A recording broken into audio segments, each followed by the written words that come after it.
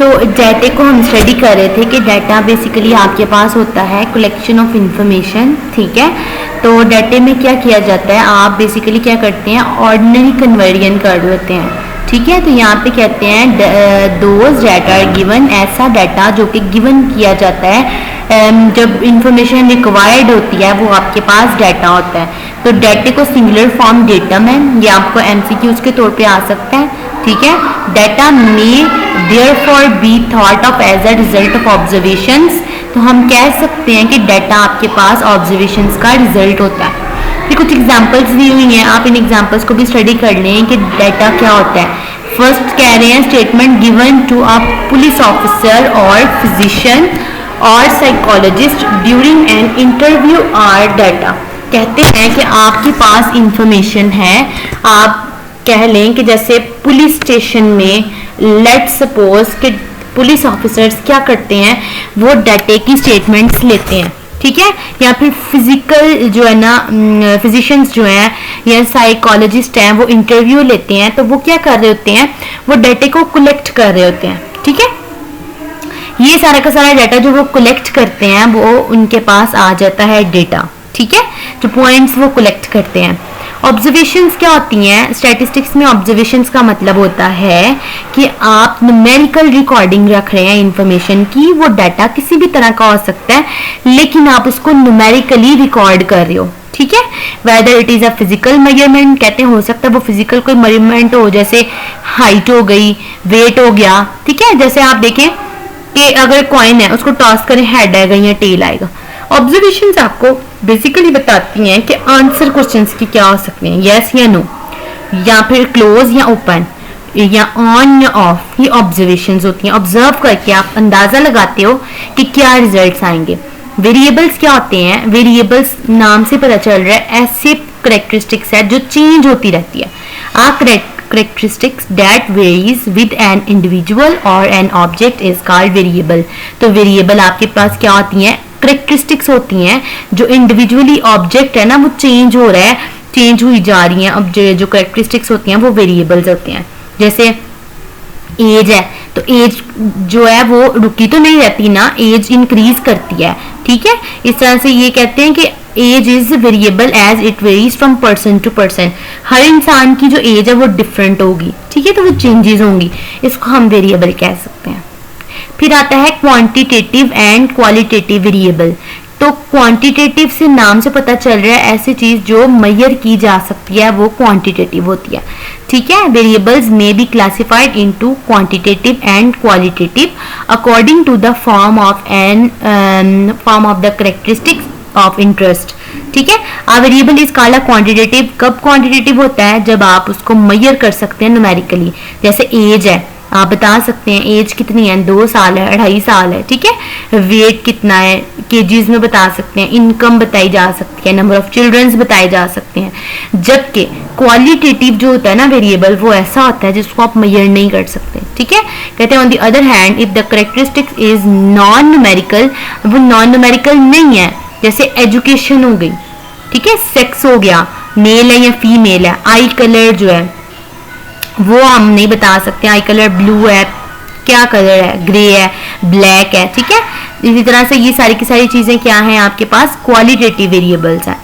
Discrete and continuous variable देख लें तो डिस्क्रीट वेरिएबल ऐसा वेरिएबल होता है, न्यूमेरिकल होता है, जिसको आप मेजर कर सकते हो, ठीक है। जो काउंट किया जा सकता है ना वो डिस्क्रीट वेरिएबल होता है।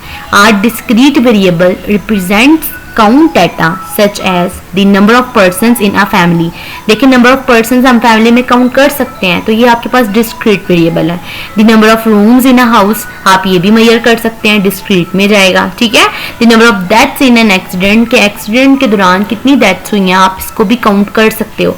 ये बेसिकली आपके पास होते हैं डिस्क्रीट वेरिएबल्स। कॉन्टिन्यूस वेरिएबल्स ऐसे वेरिएबल्स होते हैं जो आप कह लें कि ये चेंज होते रहते हैं विद रिस्पेक्ट टू टाइम, ठीक है। कॉन्टिन्यूस का मतलब कि स्टॉप नहीं है, वो फ्लो उनका एक कॉन्टिन्यू होता है, ठीक है। यहाँ पे देखिए if it can take on any value fractional or integral with a given interval. जैसे आप देखें कॉन्टिन्यूस वेरिएबल में क्या होता है, इसमें बेसिकली एक फ्लो चल रहा होता है, ठीक है। तो डिस्क्रीट में पॉइंट्स में नंबर्स में डाटा होता है, कॉन्टिन्यूस वेरिएबल्स में आप छोटे से छोटे पॉइंट्स को भी साथ लेके चलते हैं, ठीक है, इंटरवल्स गिवन होते हैं, ये आपके पास होता है continuous variable. Measurement scales next देख लें। मेजरमेंट स्केल्स क्या होते हैं? मेजरमेंट स्केल्स में आप क्या करते हो, मेजरमेंट करते हो, आप देखते हो कि डाटा किस तरह का गिवन किया गया आपको।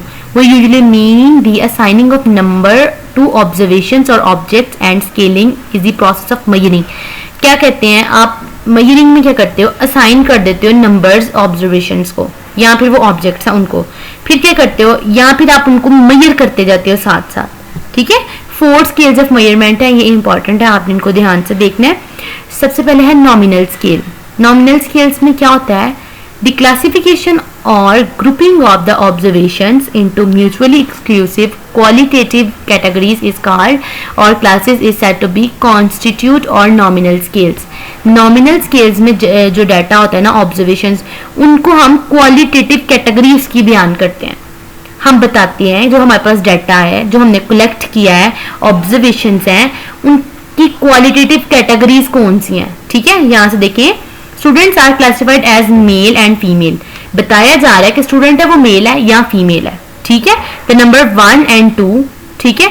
तो इस तरह से हम आइडेंटिफाई करते हो, ये चीज है नॉमिनल स्केल में आप स्टडी करते हो। ऑर्डिनल स्केल और रैंकिंग स्केल नाम से पता चल रहा है, इसमें क्या करते हैं, आप ऑर्डर देते हो, आप डाटे को एक रैंक में लिखते हो। जैसे देखिए नंबर लिखा हुआ है 1 2 3 4 so on। इसी तरह से देखिए रैंक किया जा रहा है गुड, फेयर या पुअर, ठीक है। तो यहाँ से आप बताते हैं, एग्जाम्पल से आपको समझ आ रही होगी कि हम रैंकिंग करते हैं, हम डाटे को अरेंज करते हैं, ठीक है। किस तरह से, देखिए एक्सीलेंट है, गुड है, फेयर है और पुअर है। इस तरह से 1 2 3 फिर 4 है, यहाँ से आपने इस चीज को देख लेना। फिर इंटरवल स्केल में क्या करते हैं, इंटरवल स्केल में बेसिकली आपके पास क्या होता है, आप देखिए a measurement scale possessing a constant interval size.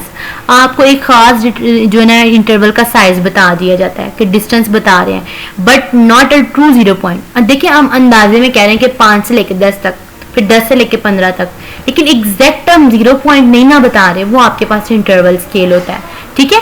जब टेम्परेचर है तो हम उसको मेजर यहाँ सेल्सियस में भी कर सकते हैं और फ़ारेनहाइट में भी कर सकते हैं। तो ये आपके पास है इंटरवल स्केल।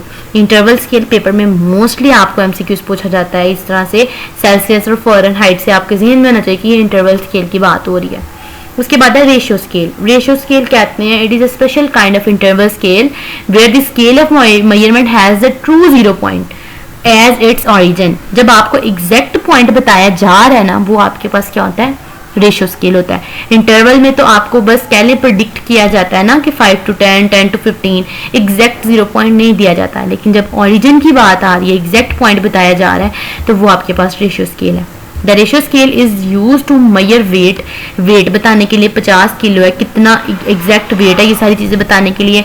वॉल्यूम कितना है, एग्जैक्ट पॉइंट बताया जाएगा, डिस्टेंस, मनी, ये आपके पास एग्जाम्पल्स हैं रेशियो स्केल्स की।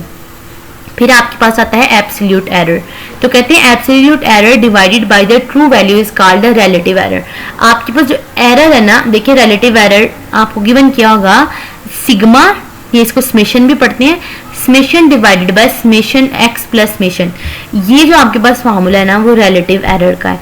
और अगर इसी फार्मूले को आप 100 से मल्टीप्लाई कर देते हैं तो आपके पास परसेंटेज एरर भी आ जाता है। ये आपने याद रखना है, आपको इससे रिलेटेड क्वेश्चन आ सकता है, यहाँ पे फार्मूला पूछा जा सकता है रिलेटिव एरर का क्या है, ठीक है। फिर आता है बाइज्ड एंड रैंडम एरर्स। क्या होते हैं बाइज्ड एरर? क्या होते हैं, an error is said to be biased when the observed value is consistently and constantly higher or lower than the true value. जब वो वैल्यू जो आप ऑब्जर्व किया है वो एग्जैक्ट वैल्यू जो है, ट्रू वैल्यू है, उससे या ग्रेटर देन है या हायर है या लोअर हो जाए, एग्जैक्ट वही वैल्यू ना हो, तो ये बाइज्ड एरर होता है, ठीक है। अदर हैंड क्या कहते हैं, अनबाइज्ड एरर ऐसा होता है जिसमें एग्जैक्टली इक्वल वही वैल्यू आ रही होती है जो कि ट्रू होती है, ठीक है। तो अनबाइज्ड एरर देख लें, unbiased errors and revealed when statements are repeated and they tend to cancel out in a long run. Unbiased error में कहते हैं आपके पास जो मेजरमेंट्स आपने की होती हैं वो रिपीट हो रही होती हैं लॉन्ग रन के लिए, ठीक है। और यही वाले जो एरर्स होते हैं compensating and are also known as random errors, यानी कि जो अनबाइज्ड एरर्स होते हैं उनको ही हम रैंडम एरर्स भी कहते हैं और एक्सीडेंटल एरर भी कहते हैं। तो ये था आपका आज का लेक्चर। होप सो आपको समझ आ गई होगी। हमारे चैनल को लाइक करें, सब्सक्राइब करें एंड अपने फ्रेंड्स के साथ शेयर करें। अल्लाह हाफिज़।